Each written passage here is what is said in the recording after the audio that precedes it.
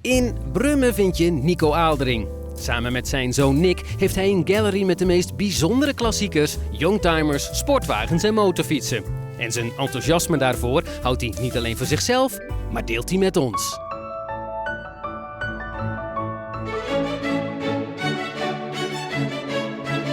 Ja, u ziet het hè. Prachtig kasteel. Kasteel Middachten in de Steeg. Overigens, hier hebben ze met de kerst een fantastische voorstelling. Helemaal aangeklede kerstsfeer. Kijk maar op de site. Kasteel Middachten. Maar daar komen we niet voor. Ja mensen, een Mercedes 300 van 1992. Ja, dan zult u zeggen, wat is er nou zo bijzonder aan? Ik zal je vertellen, hij is heel bijzonder. Om een paar redenen. U ziet het al. Kijk. Hij komt uit Palermo. En het verhaal wil dat hij van die maffiabaas geweest is. Dubbel glas. Handgeschakelde versnellingsbak. Dan zou je zeggen, wat heeft dat ermee te maken? Kijk, zo'n auto met een handgeschakelde versnellingsbak. Wie zou daar nou voor kiezen? Ik zou het niet weten. Ik zou altijd een automaat kiezen. Maar misschien ben je wel sneller bij een handgeschakelde bak. En hier zat dan waarschijnlijk de dom. En weet je wat het mooie is? Het verhaal wil dat hij in 92 in het gevangen terechtgekomen is. Dat is het verhaal. En het zou maar zo kunnen. Want die auto heeft niks gelopen. Hij is eigenlijk nieuw.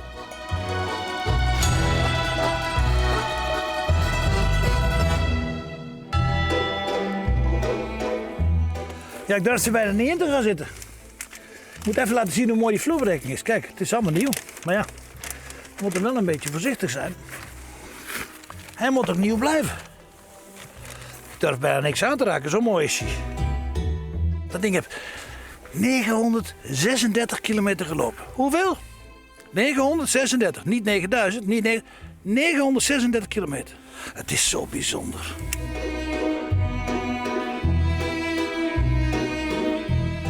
En wat ook zo bijzonder is aan deze auto. In 1989 kwam de LS400 Lexus uit. En toen waren ze bij Mercedes uiterst bezorgd. Wat ik nooit verwacht had hoor, maar ik heb het gelezen. Dat wist ik ook niet. Want die LS400, die was technisch zo hoog staand. Daar hadden ze van alles op bedacht. En toen kregen de technici en de designers van Mercedes kregen de opdracht. Luister jongens, wat het kost kan maar niet verdommen. Het moet de beste auto ter wereld worden. Met allemaal gekke dingen. Bijvoorbeeld, als de auto uitstaat, blijft de verwarming aanstaan. Zeg van die dingen, ja, ik weet niet wat het gekost heeft om dat te maken. Als je achteruit rijdt, zal ik even laten zien. Dat is wel aardig. Kijk. Kun je in de spiegel kijken waar je met de bumper zat. En dit is ook zoiets, kijk.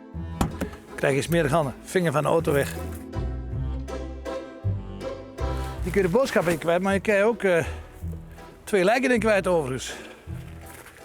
Ja, die past hier wel in. Let op. Ja, 91 hè, niet 2024, nee, 91. Wat moet je hier nou wel zeggen? Je moet je eens voorstellen dat je zegt, ik had altijd graag zo'n auto willen kopen. Gewoon nieuw. Nog sterker, hij is helemaal niet ingereden. Dit is dus een 6-cilinder, 3 liter. Maar je hebt ook in 12 cilinders. Ja, maar ik vind die 6-cilinder prima. Ik weet niet of die 12-cilinder nog veel beter rijdt, maar dit rijdt fantastisch. Ik praat wel over 35 jaar geleden. Hè.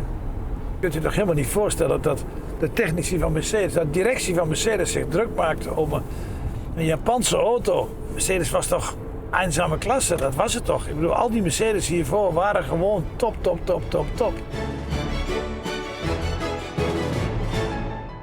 Wie koopt dan zo'n auto? Dat is natuurlijk de volgende vraag. Dat is die vraag die moet ik me ook altijd stellen. Dat weet ik niet. Het lijkt mij iemand wie zegt, moet eens luisteren. Mijn vader had vroeger zo'n ding. Nou, ik koop hem gewoon. Ik vind hem fantastisch, het is niet te vinden. Of een Mercedes-verzamelaar die zegt, ja dat past in mijn collectie. Het commerciële verhaal is helemaal niet belangrijk. Ik heb hem gekocht omdat we hem prachtig vonden. En het is nooit te vinden. En moet nou eens kijken, we rijden hiermee en we genieten. En dan komt iemand binnenlopen die koopt die auto, ik weet het zeker. Het was toen de perfecte zakenauto.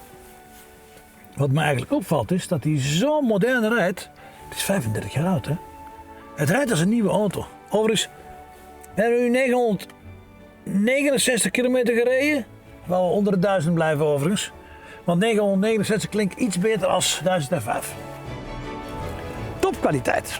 Meer kan ik er niet van zeggen.